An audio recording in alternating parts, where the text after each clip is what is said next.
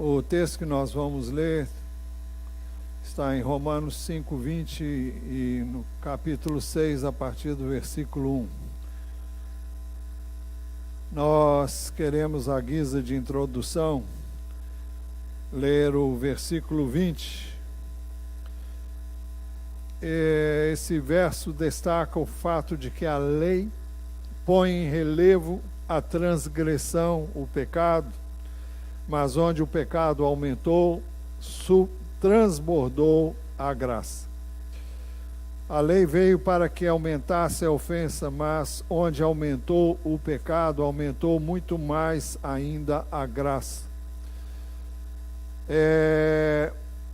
Todas as vezes que nós lemos a palavra, nós nos deparamos com a nossa condição de pecadores.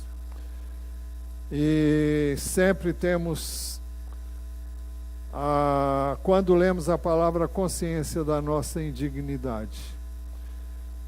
E é por isso que é muito importante que nós leiamos com frequência, com assiduidade. Hoje de manhã falamos sobre a importância de ler a Bíblia diariamente, porque é através dela que nós somos alertados por Deus quanto à nossa natureza humana, falha, imperfeita, e a graça de Deus para que nós possamos então trilhar os seus caminhos à luz da sua palavra e na dependência do seu Espírito. Ao afirmar isso, o apóstolo Paulo sabia que muitos iriam dizer: se é assim, se a graça é grande o suficiente para suplantar o meu pecado, então vamos pecar à vontade para que Deus perdoe mais ainda. E para evitar tal colocação, que seria inevitável vir, então ele faz duas perguntas. Aliás, ele faz uma pergunta que ele mesmo responde. A pergunta que ele faz está no verso 1 do capítulo 6. Ele diz: que diremos então? Continuaremos no pecado para que a graça aumente ainda mais? Vamos continuar pecando para que Deus continue perdoando? Bom, Deus está pronto a perdoar, mas a Bíblia é muito clara em dizer que se nós permanecermos voluntariamente no pecado, já não resta sacrifício que dê jeito, porque a permanência no pecado é uma evidência de que nós não nascemos de novo, de que nós não somos nova criatura. Então, é como se você estivesse pisando no sacrifício de Jesus. Ele diz isso em Hebreus capítulo 10, a partir do versículo 26, se você depois quiser examinar.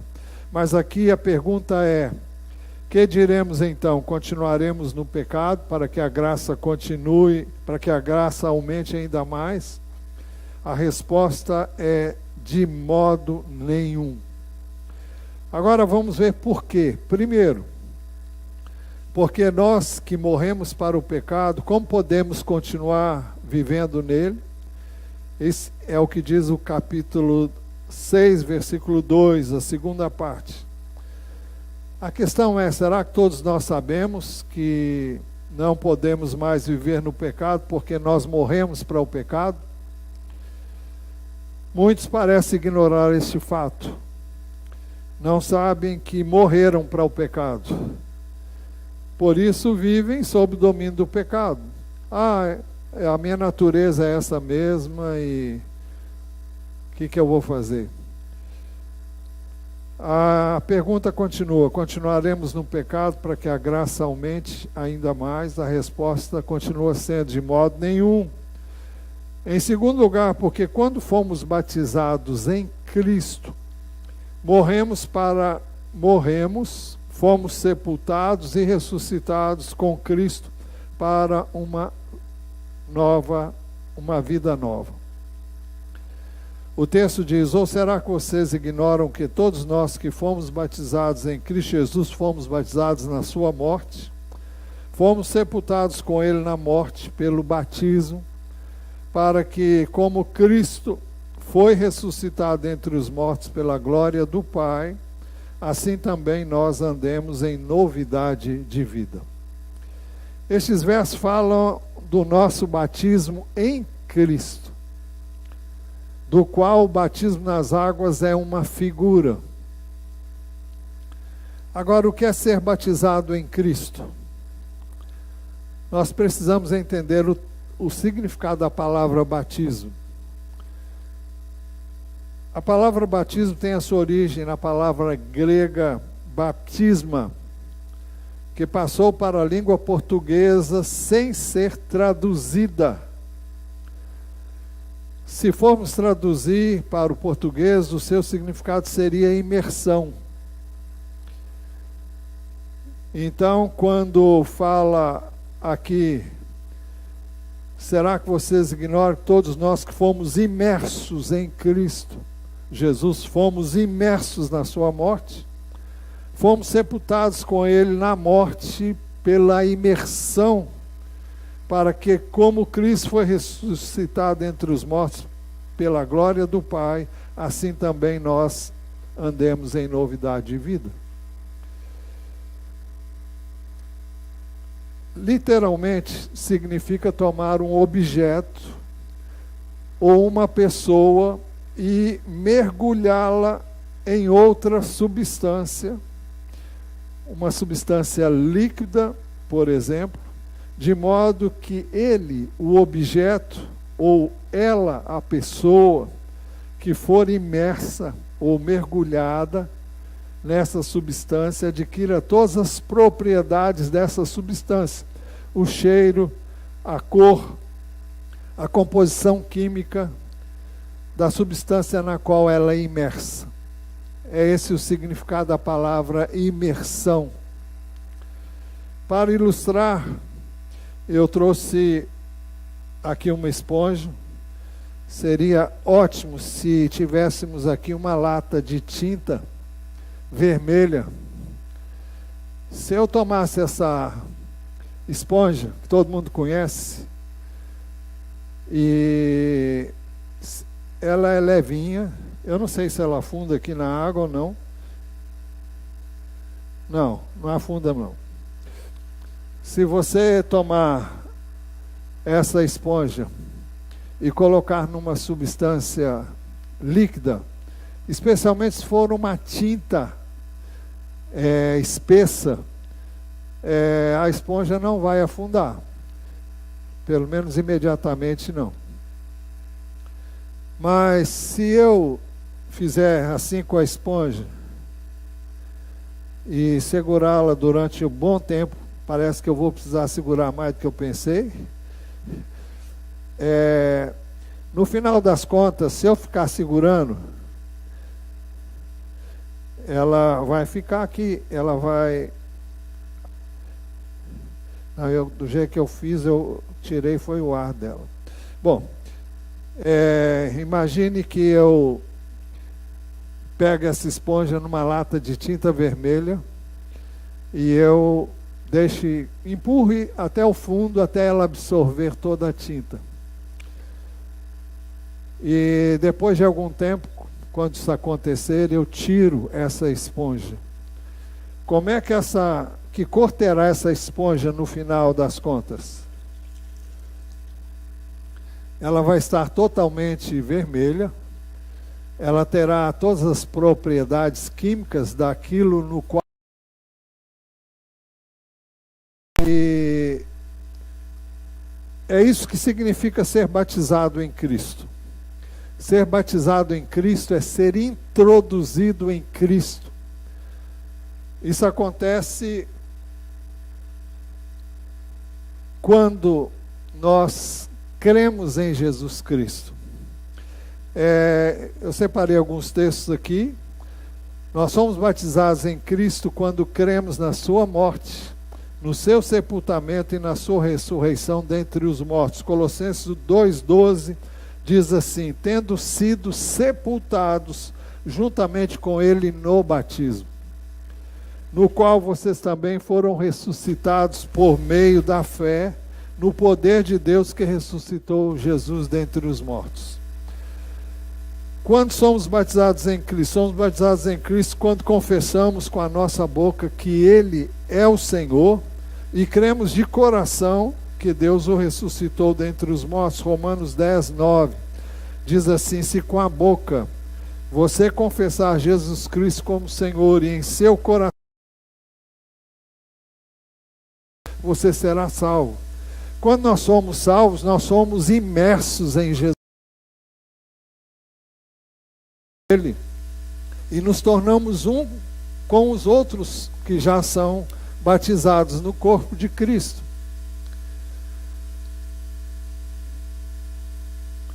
Quando nós somos batizados em Cristo Jesus, nós somos revestidos de Cristo. Gálatas 3, 27 diz assim: porque todos vocês que foram batizados em Cristo, de Cristo se revestiram. Lembre-se que eu falei que quando eu coloco a esponja numa lata de tinta vermelha e quando eu tiro essa esponja para fora, ela vai sair com todas as características daquilo no qual ela foi imersa. Quando nós somos introduzidos em Cristo, nós temos as características de Cristo. Nós temos o Espírito que habitou em Cristo quando Ele esteve aqui. Por isso que a Bíblia chama de o Espírito de Cristo. Romanos 8, 9 diz assim: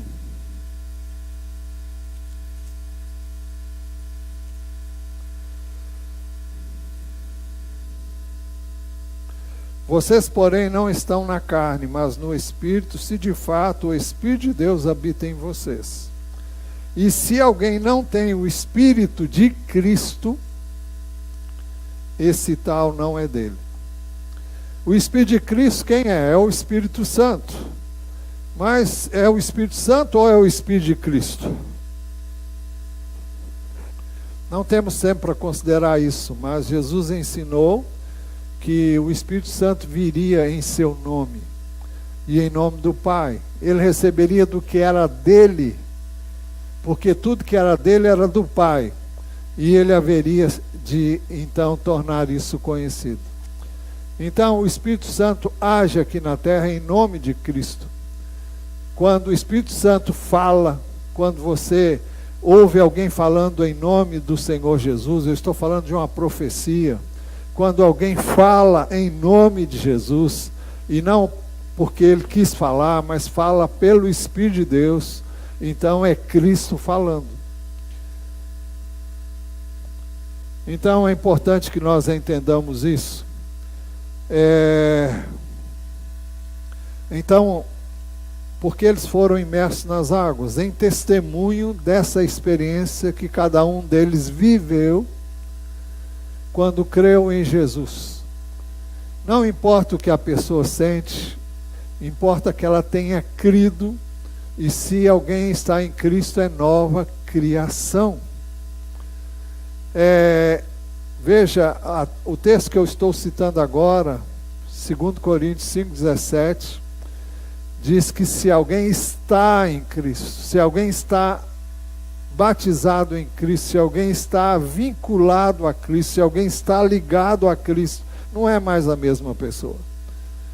Ela é unida a Cristo, ela passa a pertencer a Cristo, ela tem o Espírito de Cristo, ela tem a vida que Cristo deu a todo aquele que nele crê, a vida eterna.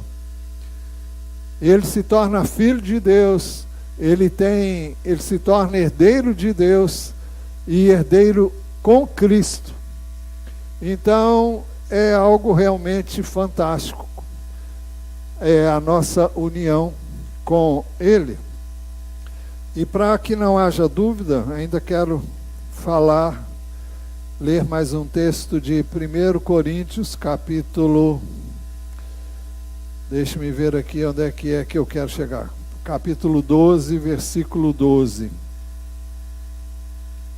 Porque assim como o corpo é um e tem muitos membros, e todos os membros, mesmo sendo muito, constituem um só corpo, assim também é com respeito a Cristo. Pois em um só Espírito, todos nós somos batizados em um só corpo. Quer judeus, quer gregos, quer escravos, quer livres, e a todos nós foi dado beber de um só Espírito.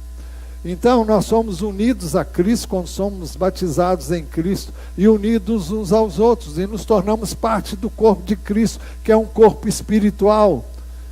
Isso significa que nós pertencemos a Ele, somos dele, fazemos parte de um mesmo todo. Tudo isso no nível espiritual, e o corpo humano serve de figura para explicar isso.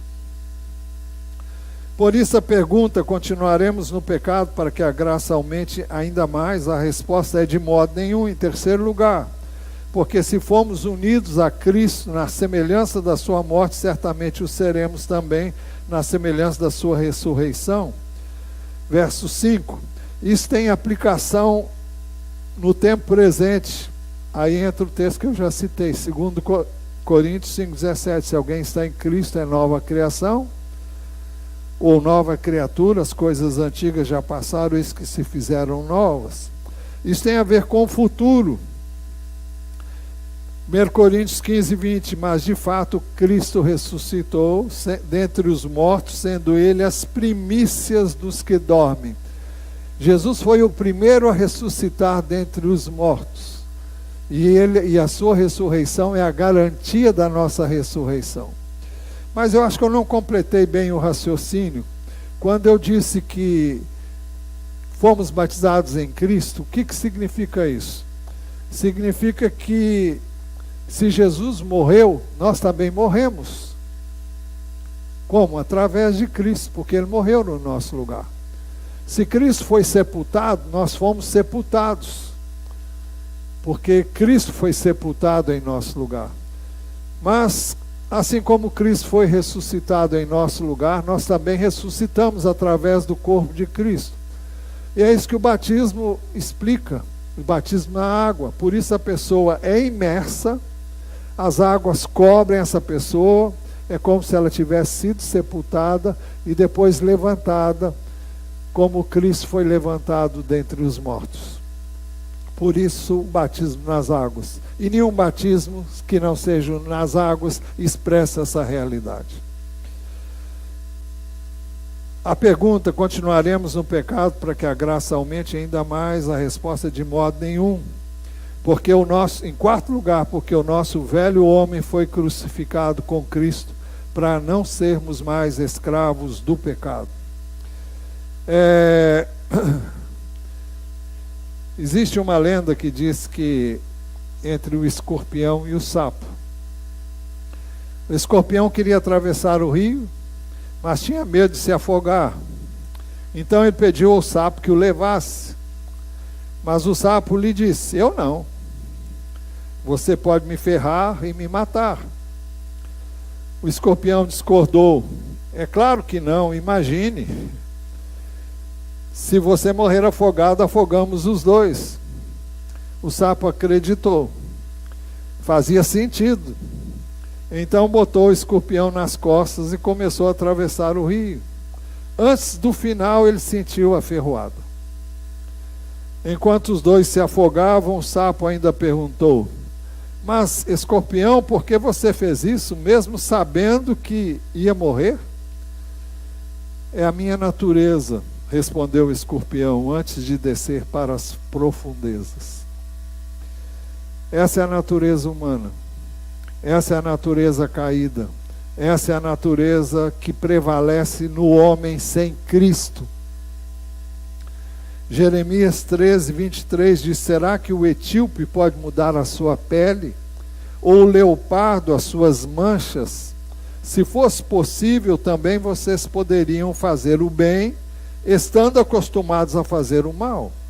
O mal está presente na vida de todo ser humano. Pode ser o maior santo do mundo.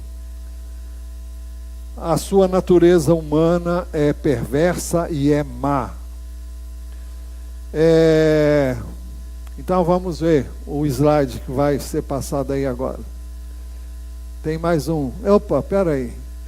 Vocês estão usando o que eu mandei? Eu quero que use os slides que eu mandei, por favor. Porque normalmente eu mando para Elisângela antes, mas depois eu acabo mudando as coisas, acrescentando. Vamos ver se acho aí. Eu preciso, é muito importante esse slide. Ele explica aquilo que eu sou. Eu sou um ser trino. Eu sou um espírito. Eu tenho uma alma e eu habito num corpo. Então imagine um círculo, um círculo maior, um círculo menor no meio e um bem menor no centro. Esse círculo menor é o meu espírito. E o círculo um pouco maior é a minha alma. E o círculo de fora é o meu corpo. Então, essencialmente, eu sou um espírito. Eu tenho uma alma e eu habito num corpo.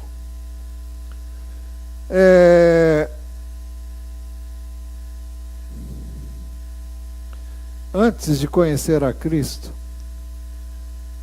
eu era escravo, o meu espírito estava unido à minha alma e à minha natureza caída. Quando nascemos de novo, eu tenho um espírito aí.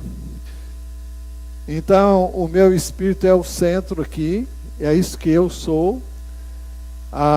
O círculo do meio é a alma e o corpo. A alma, ela expressa tanto o que vem do espírito humano, como o que vem do corpo, o desejo natural de todo ser humano. Então, no homem natural que não tem Cristo, o espírito, alma e corpo são uma coisa só.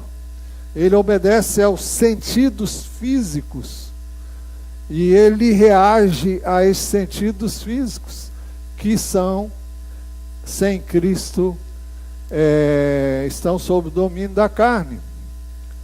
Mas quando no nosso espírito, o Espírito de Deus vem habitar, então tem nisso um processo que chama de renovação da mente, que ocorre na minha alma. E então o Espírito ele tem o poder dado pelo Espírito de Deus para que eu subjugue a minha carne e ela não prevaleça. Por isso que o texto diz: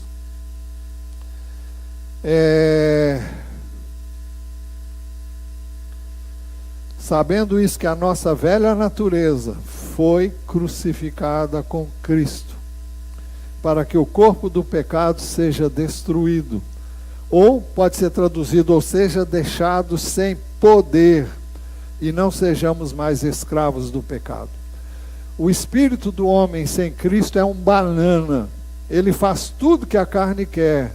Ele obedece aos seus instintos naturais e pecaminosos, porque essa é a sua natureza. É aquele bateu, levou. É a maneira como a carne reage aos estímulos exteriores. E o inimigo é astuto em usar o seu alimento principal, que é a carne. Não esqueçam que lá no Éden, Deus disse que o alimento da serpente seria o pó da terra. Isso fala da natureza humana, que, corrompida pelo pecado, é o meio através do qual ele age. Então ele cutuca a gente com vara curta, e se a gente der moleza, cai na cilada dele. Muito bem. A pergunta continua: continuaremos no pecado para que a graça aumente ainda mais? A resposta é: de modo nenhum. Em quinto lugar, porque quem morreu com Cristo foi justificado do pecado. Pois quem morreu foi justificado do pecado, diz o texto. Romanos 5:1 diz: justificados, pois, mediante a fé, temos paz com Deus, por meio de nosso Senhor Jesus Cristo. Nós somos nova criação e não há mais sentido em permanecer no pecado. A pergunta continua: continuaremos no pecado para que a graça aumente ainda mais? A resposta é: de modo nenhum. Em sexto lugar, eu estou correndo por causa do tempo. Porque se morremos com Cristo, cremos que também com Ele viveremos. Ora, se já morremos com Cristo, cremos que também viveremos com Ele. 1 Tessalonicenses, capítulo 4, verso 17, fala dessa expectativa que todos nós temos, e assim estaremos para sempre com o Senhor. Fala da vinda de Jesus, quando Ele vai ressuscitar os mortos, e nós, uma vez ressuscitados, juntamente com aqueles que estiverem vivos nessa ocasião, terão seus corpos transformados e vamos estar para sempre com o Senhor. A pergunta: continuaremos no pecado para que a graça aumente ainda mais? A resposta é: de modo nenhum. Em sétimo lugar, porque Cristo ressuscitou dos mortos e a morte não tem mais domínio sobre ele. Sabemos que, havendo Cristo ressuscitado dentre os mortos, já não morre, a morte já não tem domínio sobre ele. Então, Cristo, durante o seu ministério, ele ressuscitou várias pessoas que depois morreram. Mas Cristo, quando ressuscitou, ressuscitou com uma característica: ele ressuscitou para não morrer mais. O corpo que ele tem não morre mais, e é por isso que nós teremos um corpo semelhante ao dele. 1 de João capítulo 3, verso de 1 a 3, fala sobre isso, que nós seremos semelhantes a ele quando ele vier. Então a pergunta continua: continuaremos no pecado para que a graça aumente ainda mais? A resposta: de modo nenhum. Em oitavo lugar, porque Cristo morreu para o pecado, mas vive para Deus. Mas o texto diz assim: pois quanto a ter morrido de uma vez para sempre, morreu para o pecado, mas quanto a viver, vive para Deus. Que pecado é esse que Jesus morreu? Não foi o dele, porque ele não tinha pecado. Ele morreu pelo meu pecado, morreu pelo seu pecado. Então, o texto diz: quanto a ter morrido de uma vez para sempre, morreu para o pecado. Então, não é o que eu sou, é o que Cristo é. Não é o que eu fiz, é o que Cristo fez. E uma vez que ele morreu para o pecado, estando nele, eu tenho condições de morrer para o pecado.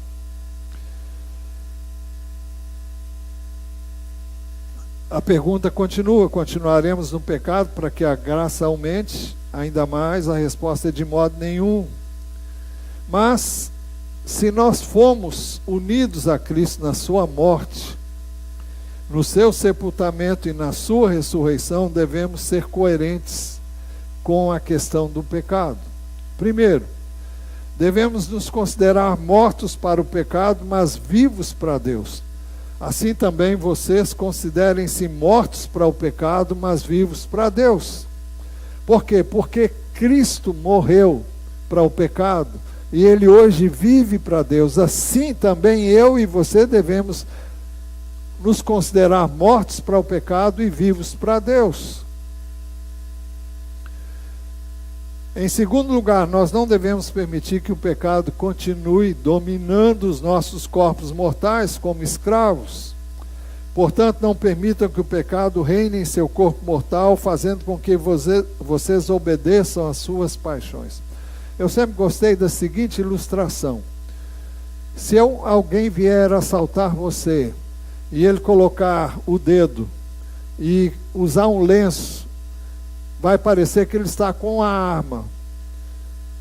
E você ficará intimidado pensando que está com uma arma. Mas se você souber que aquela arma não vai lhe causar nenhum dano, você não vai se entregar para aquela pessoa, porque você sabe que é um blefe. Então, o tempo todo, Satanás trabalha para mostrar que eu e você não podemos. E, de fato, não podemos mesmo. mas nós não podemos em nós, mas podemos em Cristo. Não é o que eu sou em mim, é o que eu sou em Cristo. E a palavra de Deus diz que posso todas as coisas naquele que me fortalece. E vamos explicar isso melhor já já.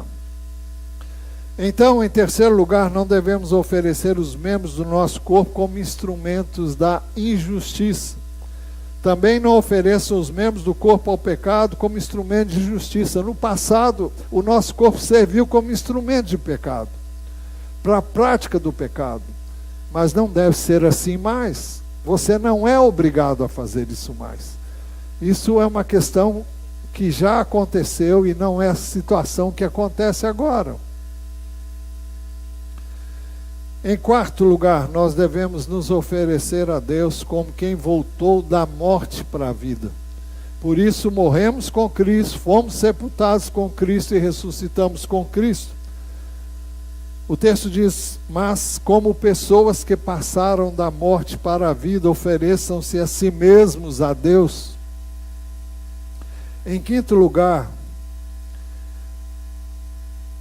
se fomos unidos a Cristo na sua morte, no seu sepultamento e na sua ressurreição, devemos ser coerentes quanto ao pecado. Em quinto lugar, devemos oferecer os membros do nosso corpo a Deus como instrumentos de justiça. É isso que diz o versículo 13 no final. E, concluindo, a pergunta inicial permanece: continuaremos no pecado para que a graça aumente ainda mais? A resposta é de modo nenhum. Agora a resposta conclusiva é o verso 14. O pecado não pode dominar-nos porque não estamos debaixo da lei, mas debaixo da graça. Porque o pecado não terá domínio sobre vocês, pois vocês não estão debaixo da lei, e sim da graça. O que significa isso?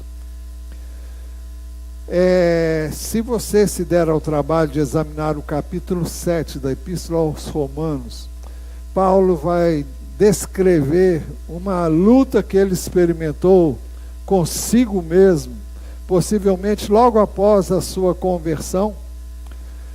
Ele tentou viver a palavra de Deus através do seu próprio esforço.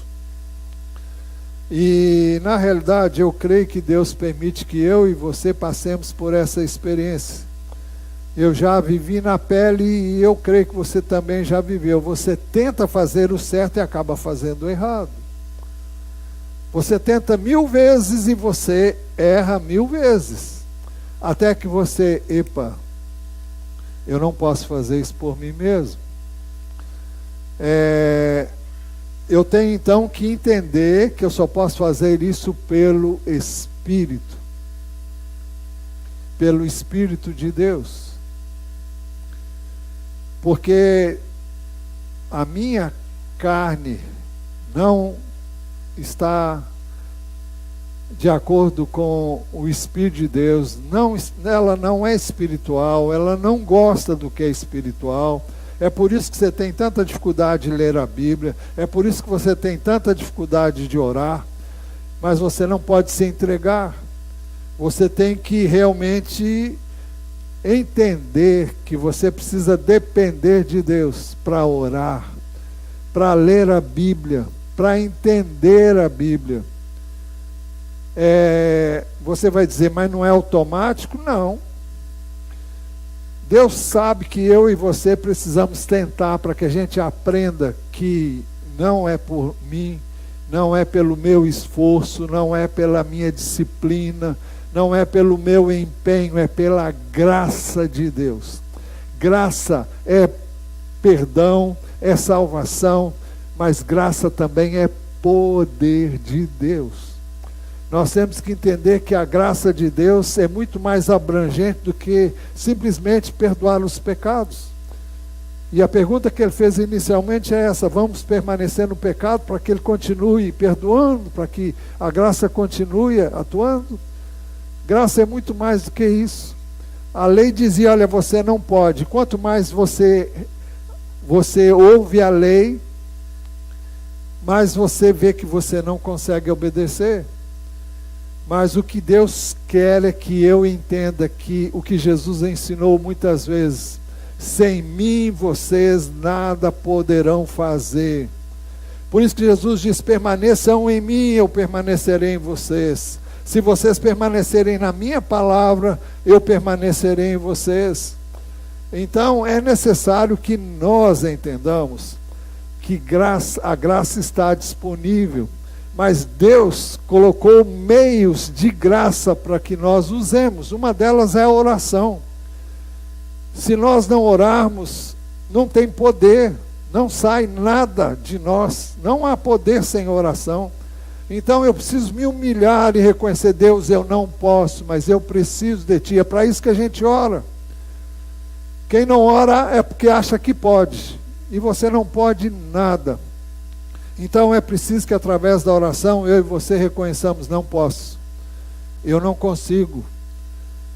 É preciso que você entenda que você tem um limite, e Deus permite que você chegue no seu limite.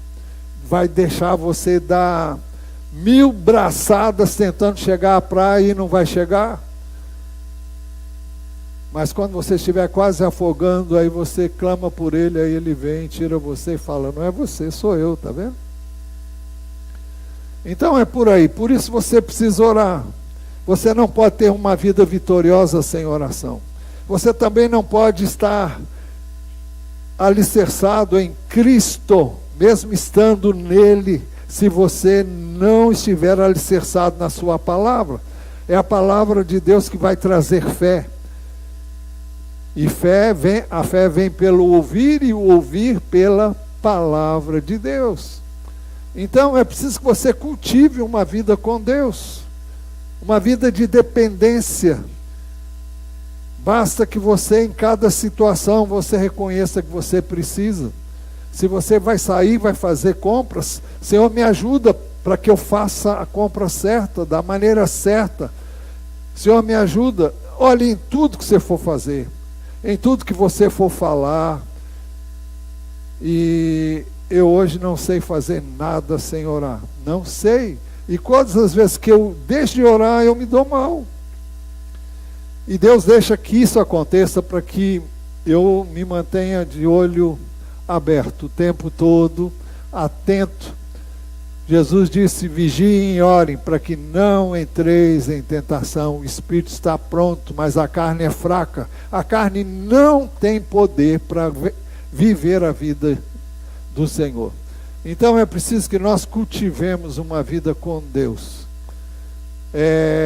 Estar em Cristo é apenas o começo, é apenas a partida, é apenas o início. Agora isso implica em relação com Ele.